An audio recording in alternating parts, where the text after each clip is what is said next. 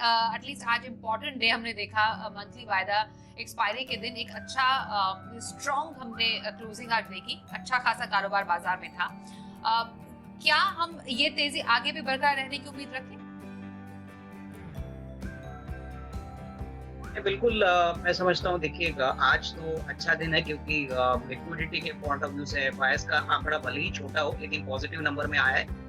दूसरी बात मुझे लग रहा है कि काफी हद तक आज एक्सपायरी में एक्सपेक्टेशन थी कि मार्केट थोड़ा वोलेटाइल रहेगा लेकिन पॉजिटिव बल हमको मिला है। हमको लग रहा है कि आने वाले वीक में कम से कम 1-2 दिन के लिए जो सेक्टर स्पेसिफिक कॉल्स रहेंगे वहाँ पे कैपिटल गुड्स, ऑटो कंपोनेंट्स, ये सेक्टर्स में स्टॉक्स चलेंगे।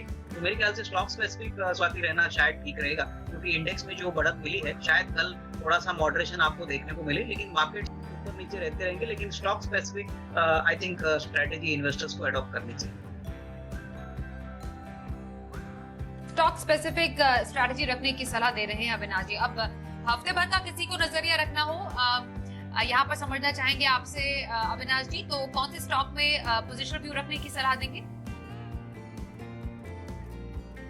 रियल एस्टेट में हमको दिग्गज प्लेयर डीएलएफ पसंद है। आज डीएलएफ काफी अच्छी तरह से बढ़ा है। आई थिंक रिस्क रिवॉर्ड अगर 8 से 10 दिनों के लिए काफी अच्छा है। तो मेरे ख्याल से यहाँ पे 408, 410 का टारगेट प्राइस लेके 8 से 10 दिन का अगर किसी को नजरिया है तो रिस्क रिवॉर्ड काफी अच्छा है। तो ये पोजिशनल पिक आपको अच्छा पैसा बना के देगा 8 to 10 days. Medium term outlook भी अच्छा है लेकिन यहाँ पे करीबन 364 का स्टॉप लॉस रखिए और 408, 410 का रेंज के लिए यहाँ पे खरीदा जा सकता है। लग रहा है कि देखिए अंबुजा सीमेंट्स के जो नतीजे हैं वो इन लाइन है क्योंकि जो रॉ मटेरियल के खर्चे हैं, स्पेशली कोल की बात करें, पेट्रोल प्राइसेस की बात करें तो वो काफी सिग्निफिकेंटली बढ़े थे और सीमेंट के जो भी भाव बढ़े हैं उसका इम्पैक्ट आपको आने वाले क्वार्टर में देखने को मिलेगा क्योंकि जनवरी टू मार्च के क्वार्टर में ज्यादातर इनपुट प्राइसेस बढ़े थे, इन्होंने कोई प्राइस इंक्रीज नहीं किया था।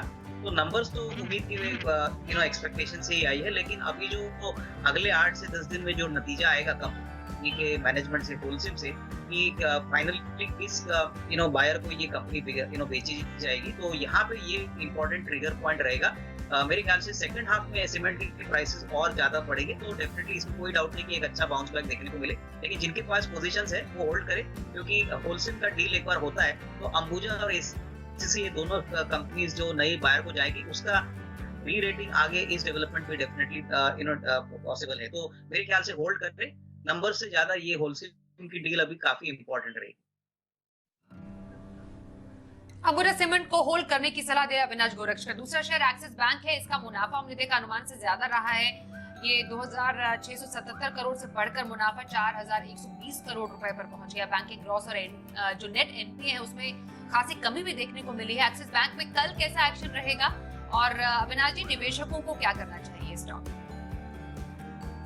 मुझे लग रहा है कि नंबर्स उम्मीद से काफी अच्छे आ गए हैं। एसेट क्वालिटी भी काफी अच्छी हो गई है, लोन बुक ग्रोथ भी काफी अच्छा है, प्रोविजनिंग काफी कम हो चुकी है और मैनेजमेंट की कमेंट्री हमको लग रहा है बहुत ही स्ट्रांग है। आने वाला जो साल रहेगा वो क्रेडिट ग्रोथ के लिए बहुत अच्छा रहेगा। ऑलरेडी डबल डिजिट में क्रेडिट ग्रोथ चल रहा है और जिस प्रकार का फी इनकम और जिस प्रकार का इंफ्रास्ट्रक्चर पुश गवर्नमेंट ने दिया है, हमको लग रहा है कि प्राइवेट सेक्टर बैंक्स में एक्सिस बैंक बहुत ही अट्रैक्टिव ऑप्शन लग रहा है compare to ICICI, HDFC bank. यहाँ पे थोड़ी अंडर परफॉर्म जरूर है बट यहाँ पे मुझे लग रहा है कि 1050, 1075 का एक नियर टर्म का टारगेट बन सकता है।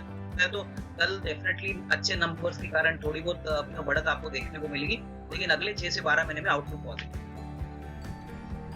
है। मुझे लग रहा है देखिए वेदांता ने काफी अट्रैक्टिव डिविडेंड दिया है तो डिविडेंड यील्ड के पॉइंट ऑफ व्यू से शेयर स्टेबलाइज होगा और ये उम्मीद नहीं थी कि इतना बड़ा डिविडेंड आएगा। हालांकि मेटल में हमने देखा है कि थोड़ी बहुत कमजोरी जरूर देखने को मिली है तो यहाँ पे होल्ड करने की राय रहेगी। एटलीस्ट कम से कम स्टॉक को एक्स डिविडेंड होने दीजिए।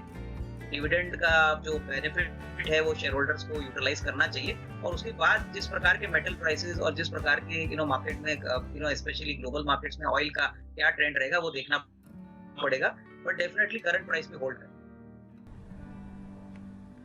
देखिए पीएनबी हाउसिंग कंट्री का तीसरा सबसे बड़ा हाउसिंग फाइनेंस कंपनी है।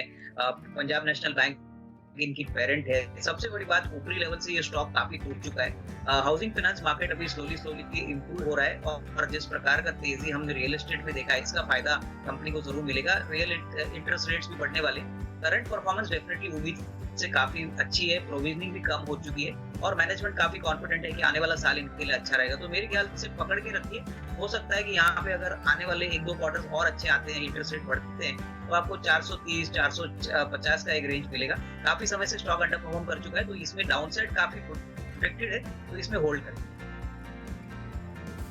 नहीं, देखिए इनका बिजनेस जो है वो कमर्शियल व्हीकल और ट्रक से रिलेटेड है और जिस प्रकार का रिप्लेसमेंट और सेकंड हैंड व्हीकल्स का बिजनेस होता है, यहाँ पे श्रीराम ट्रांसपोर्ट एक बहुत बड़ा प्लेयर है और जिस प्रकार की तेजी प्राइमरी कमर्शियल व्हीकल मार्केट में हो रही है, ऑब्वियसली सेकंड हैंड मार्केट भी काफी अच्छा रहा है। इस प्रकार का प्रॉफिट ग्रोथ बहुत ही स्ट्रांग है, उम्मीद से काफी अच्छा है और जिस प्रकार से एसेट क्वालिटी भी ठीक ठाक है, हमको लग रहा है कि आने वाले 6 to 12 मंथ्स में होपफुली कमर्शियल व्हीकल का ट्रेंड पॉजिटिव रहता है। तो एनबीएफसीज में श्रीराम ट्रांसपोर्ट एक अच्छा विकल्प हो सकता है। हमको लग रहा है कि कल तो नतीजे के बाद स्टॉक थोड़ी बहुत तेजी दिखाएगा, लेकिन 1300-1350 का एक नियर टर्म का टारगेट बन सकता है। तो मेरे ख्याल से इसमें होल्ड करें, डेफिनेटली अच्छी खासी risk reward even current price से पॉसिबल है। देखिए इन्फोसिस में हमको लग रहा है कि 1-2 क्वार्टर्स कंपनी के लिए बहुत चैलेंजिंग रहेंगे, क्योंकि 28% का एट्रिशन लेवल का मतलब है कि इनका जो मार्जिन है वो थोड़ा दबाव में रहेगा, क्योंकि नए लोग वो जो लेके आएंगे वो महंगे रहेंगे। लेकिन एक बात है कि इन्होंने डिमांड को लेके काफी बड़ा पॉजिटिव आउटलुक दिया है, डॉलर गाइडेंस भी बढ़ा दिया है, तो इनका नजरिया अगर कम से कम 6 से 12 महीने है तो होल्ड करिए। दूसरी एक बात, डॉलर इंडेक्स बढ़ रहा है, डॉलर की वैल्यू बढ़ रही है और रुपया वीक हो रहा है, तो इसका भी कॉम्बिनेशन करेंसी के पॉइंट ऑफ व्यू से सारे आईटी कंपनीज को पॉजिटिवली प्ले आउट होगा। हो सकता है आपको एक क्वार्टर वेट करना पड़े, बट करेंसी का इम्पैक्ट डेफिनेटली आईटी कंपनी जैसे इन्फोसिस को पॉजिटिव रहेगा। तो होल्ड करें, जल्दबाजी में बेचे मत।